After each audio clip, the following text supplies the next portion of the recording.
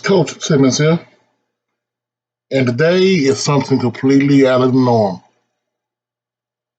We're talking about football, we're talking about basketball, we're talking about baseball, swimming, tennis, even track. It's something a little more personal, something that needs to be discussed. As we improve HBCUs and places of color, what do we set to gain? What do we set to lose? First, I'm going to give you a little history about black owned businesses. Do you understand there are 20 facts about black businesses? Really 21. Let's go ahead and get it. There are more than 2 million black owned businesses in America. Worldwide Technology is the largest black owned business in the country. Black owned businesses generated $150 billion in gross revenue as recently as 2012. The most popular category for black owned businesses is healthcare. NYC has the greatest number of black owned businesses in the country. DC has the highest percentage of black owned businesses. 70% of all black business owners are happy with their business. Same time, 58% of business owners said their business financial health is at risk or distressed during the COVID-19 pandemic. Just 4% of startups are founded by black women, but 35% of black business owners are women. Businesses owned by black women earn significantly less than businesses run by other women. 34% of black business owners that start their business because they want to be their own boss. 44% of black business owners use their own cash to start their venture. Black business owners employ approximately, as late as 2020, 920,000 people. Just 7% of black-owned employer firms have 6 to 10 employees, compared to the national average of 12. Black business owners receive less business financing less often and at higher rates. 37.9% of black business owners say they are discouraged from applying for loans. The average level of startup capital for black entrepreneurs is just $35,205. Just 1% of black business owners obtain business loans in their first year. Only 18% of black business owners report receiving assistance from loan officers in completing business loan applications. And number 21, 67% of all black businesses are founded by people from HBCUs. I'll tell you a quick story about a business that I know personally. This is one of the biggest, well, not biggest, but one of the most iconic, you can call it legendary, black-owned businesses in Austin. Man who's cut hair for UT's elite. The owner, Charles Smith Jr., aka Chuck Nice. Legendary Cuts Barbershop is just one of the outlets for Black businesses. You see, Black owned business starts off with what you know and what you like. What skill do you have? He had a skill for cutting hair and has been one of the best barbers in the city of Austin for decades. All the Black players at UT, basketball and football, come down to get their hair cut at Legendaries. Because reputation is something very important. You keep your clients happy, they bring another one. It's the easiest form of marketing. Now, I grew up in a family that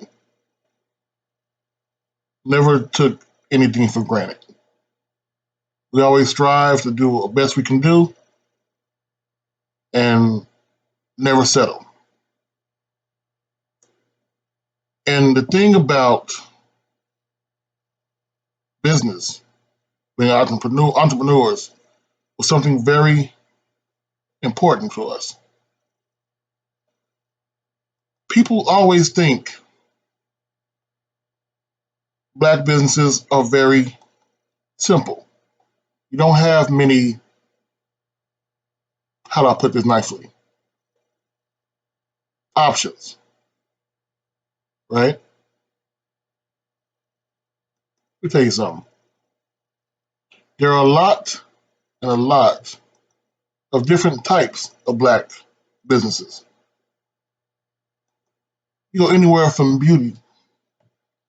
You go anywhere from your skincare, your cosmetics, hair care. You go to health, bookstores. 25% of all Black businesses are bookstores because we know knowledge is power. Clothing and accessories. You know baby fat. You know the whole thing that fashion starts with Black people. That was the whole thing. The whole pop culture was Black culture. Let's be honest about it. Go down from clothing, food and drink, restaurants, nightclubs, bars, comedy clubs, fitness, gyms, home decor, art. There are so many different angles, gift shops and beyond for Black businesses. Well, the question is, what has been holding Black businesses back? Now, we know $150 billion was great, but there was something not allowing Black business to expand. Now, there were two times in history, and it kind of all lays down to the same thing. When Black people really came together to form Black culture and popular culture. Everyone knows about the Harlem Renaissance. You know when it started. Same time frame, we know about Tulsa, Lawrence, Black Wall Street. We also understand about the response to that, right? I'll let someone else tell you exactly what I'm talking about the response was. Between 1880 and 1940, the likelihood that a Black person lived next to a white person declined by more than 35%. It's no coincidence then that during this time, there was a lot of racial strife. Segregation is dangerous. It's so dangerous that even getting from A to B can be fraught with the threat of physical harm or even the cruelest of humiliation. How do you know where to go? Well, beginning in 1936, African Americans developed a historical Yelp of sorts called Green Books. And these are listing places that you can patronize as you travel throughout the country. A place, for example, where you could get a haircut, a gas station that would let you use the restroom, a restaurant where you could be seated and served, places that respected your humanity. And by this point, I was all into maps. So I mapped all the Green Book locations, more than 30,000 of them in the nation, safe havens for people like me. It's ironic then that while green was being used to tell African Americans which places were safe for them, red was being used by the government and big business to tell us which places were not. In fact, at the same time that the Green Books were being developed, the government was marking neighborhoods in green, blue, yellow, and red for the purposes of residential security. Green was best. And in central Ohio today, those would be places like Upper Arlington and Bexley. Blue is not as good as green, but it's still desirable. That's the official designation. Places like Worthington or Grandview. Next came the yellow places. You guessed it, Caution. Officially, those are neighborhoods that are in decline. The Short North or German Village. And last, we have the red places. These are places that were officially designated as hazardous. And that designation had teeth. It increased your insurance rates on your home and even prevented you from securing a home loan in those areas. So I had all of these maps. I had maps of segregation. I had maps of the places that were safe as people traveled about. And I had these maps of residential security. And I put all these maps together. And then I looked at the map of Columbus. And there it was. Yeah, people. So if we do just a little bit of research, just a little research, it's very insightful. With this research, you have to start asking yourself questions. What do all these schools, these historically black colleges and universities, what do they all have in common? They're great places to learn. They were originally brought to train ex-slaves. But to the one person in the comments who's going to say they're all in the ghetto, they're all in the hood, people, the one thing they all have in common, every single HBCU, do your research. They were all in places that were redlined. So the school was there, was drawing power. And we saw the effect it had on black culture. It was turning into a bad joke, I know, of Wakanda. But every single one was redlined for decades. Couldn't get homes, couldn't start businesses. Everything went into decline. But now the redlining is officially, quote unquote, supposedly over.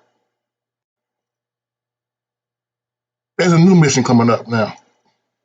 Now I know this is going to sound crazy, but we have got to start supporting the neighborhoods around these HBCUs. When we have educational seats, we have to show them support so they can move on and they can improve. The area around HBCUs or higher learning places must become, I hate to say it, but a Wakanda. If you take any major Power 5 or PWI, look at the school, look at the surrounding neighborhoods of that school. It's completely different than going to HBCU. Now, generationally, yes, redlining has been a big effect for it. But now redlining is quote unquote gone. So it's up to us to rip off the band aid and put this thing to rest. You know, I can tell you better. And be honest with you, I can tell you when black people had the most economic impact. I can also tell you the whole thing about black business only being one product. Well, I'm gonna let Killer Mike tell you better. Oh, I'll tell you when America was great. 7 years after the ending of the Civil War. Exactly what Hold, Candace, because you didn't give the comment, so you weren't prepared for that one. No, but that's not to jump on Candace, because again, I'm disagreeing with my friend. 7 years after the end of Civil War, blacks within 7 to 15 years accumulated over 15 million acres of land. Hold on, before we get to clapping, because the niggas bought some shit. Black people were the only skilled labor in there. So if it was welding to be done, iron bending, cotton picking, it was black people. So instantly, your value became more. Do your research. Do your research and decide what's best for you. Because what's best for us in Atlanta was a black man who said, okay, I'm the mayor now. You want to do business with Atlanta, meaning you want to have an opportunity zone. 29% of all government contracts had to be attached to black people. When he found out that there were no black architectural firms, he said, black people build driveways, we can build airport runways. So he gave the white architectural firms the rights to build the airport. The fucking Herman Russell Company laid the plane. So my thing is, as black people, how are we going to get in a room together, stop fighting over who's master, decide what our agenda is and how to leverage it? I don't care until we decide what is the real breaking point. If blacks are 15% of this nation, we should be 15% of Wall Street. We should be 15% of music execs, 15% of Hollywood execs, 15% of governors, 15% of mayors. And until you hit that 15%, you're failing, fucking failing, no matter who your master is. So pick a better master. I say kill your masters and get your own shit. The perception is the communities around HBCUs are lost. So when you have potential students coming in, they see a beautiful campus, but they don't see movement off campus. And that's why the number stays at 8% of all black students go to HBCUs. Yeah, the number's rising, yes. But until we invest in the neighborhoods around HBCUs, we won't get our money back for the education we receive. Now, Bowie State does have 70% of all their graduates stay in state. But no one else comes close to that. So no matter whether you're in Jackson, Baton Rouge, Prairie View, Pine Bluff, Houston, Grambling, Nashville, Alcorn, well, this Laramie, Itta Bena, Huntsville, Montgomery, Tallahassee, Bethune-Cookman, Well, Daytona, sorry. No matter where you're at, hell, Norfolk, Baltimore,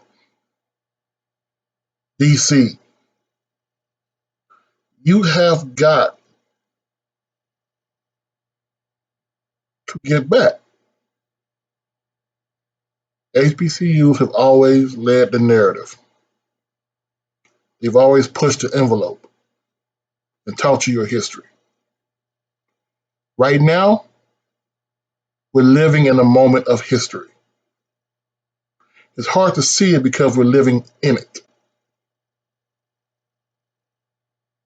This is a time where the past of the Harlem Renaissance and Black Wall Street can combine by bringing up the neighborhoods we're from. I'm Coach Simmons, and what I'm going to do, I'm going to give you a list of 128 Black-owned businesses that you can assist right now. Have a wonderful day.